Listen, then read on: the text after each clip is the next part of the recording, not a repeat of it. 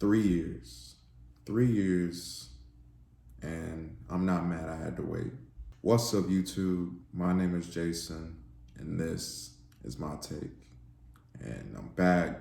Just got back from Washington, D.C., took a trip and had a crazy schedule, but still wanted to get some reviews out for you guys. So let's jump into it. Today, we're going to be reviewing the new Nayo album, And Then Life Was Beautiful.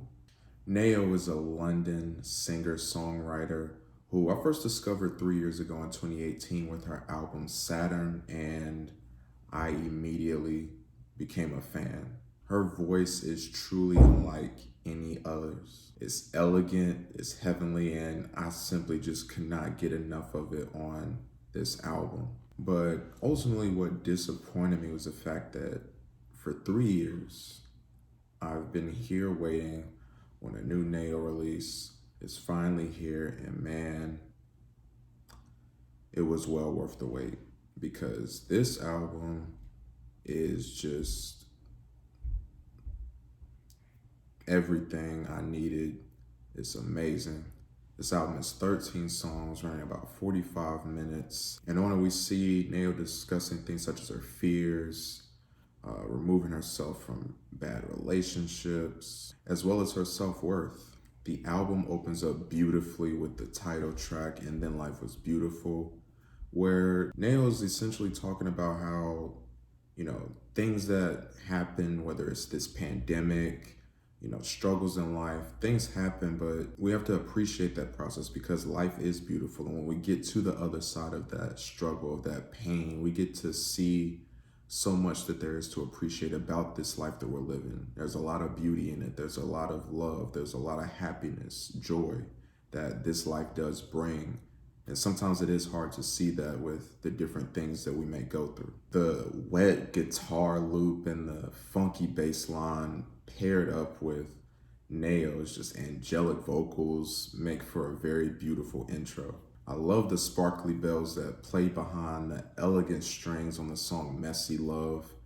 And on this song, we see Nayo talking about a toxic relationship that she was in, one where she was the one to blame. She was the one that always had to change, but no more could she stand for this. She had to remove herself. She no longer could stand for this type of love, this messy love. Now that this messy love has ended, on the next song, Glad That You're Gone, we see Nayo talking about how much better life is without this messy love that she has. A very interesting song on this album was the song Burnout. It's a self-reflection moment for Nayo. She talks about how she realizes that she didn't just take the time to be to herself, whether it's with her music or her relationships. She didn't put enough time into herself. She turned into a person that she didn't recognize, and she ended up burnt out.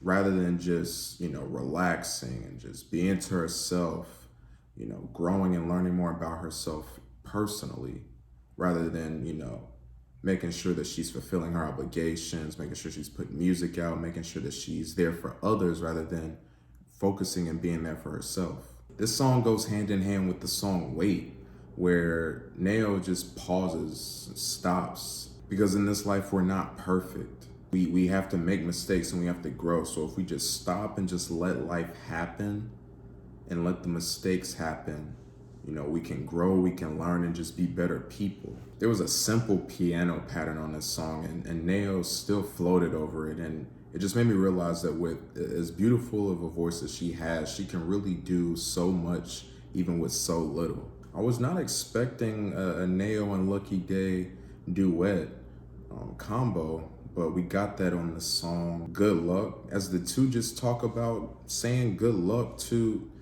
past lovers. No longer are these toxic people in their lives. And so it's just good luck, have a nice life. You're gonna need me and I'm not there. Too bad. I think that my favorite song without question is the song Woman, featuring Lianne La Havas. Super, super talented Lianne La Havas,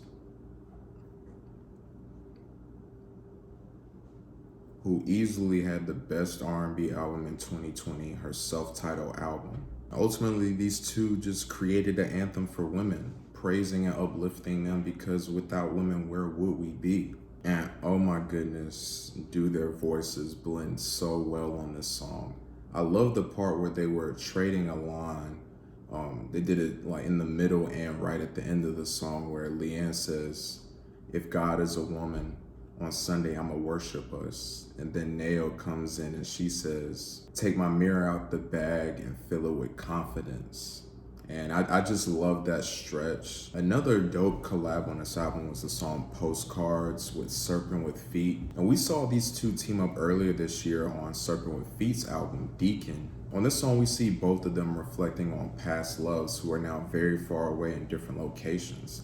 And they're singing these songs as if they're writing postcards to them. And I love this moment because just like they were great together on Deacon, they complemented each other very well on this song as well, as they sang of past love, regret, and missing what they once had. Just as this album had a beautiful intro, it had an amazing outro in the song Amazing Grace, where Nail talks of falling. And this falling is referring to her fear of failure. But as we progress through this song, we see that Nail is starting to just open up and just accept the fact that she is going to fall. It happens in life. Falling and making mistakes is inevitable, but it's how you get up. Are you gonna grow and learn from the situation? And I think that this is shown in her music because although 2018 Saturn was an amazing album, in that time, maybe there had been a fall for Nail. And she got herself back up, she grew and put out yet another amazing body of work. Because honestly, this is one of the best R&B albums I've heard this year by far. It's without question that Nail has one of the most beautiful voices in this genre. That combined with amazing songwriting and topics on this album, I personally cannot wait to see what Nail does next. I would hope not to have to wait another 3 years, but if it keeps coming out like this, I can wait. I personally can. This was amazing. I'm gonna give this album a 9 out of 10. Definitely the R&B music that I needed right now. Nail is a great artist, and for anybody who's into this genre and hasn't gotten into Nail's music, I highly suggest it. So what did you guys think of this new Nail album? Did you love it? Did you hate it? What were your favorite tracks? Let's have a discussion down in the comments. Thank you guys so much for joining me. Please, please, please like and subscribe. We're just getting started. Got many more reviews coming. My name is Jason. This has been my take. I'll see you next time.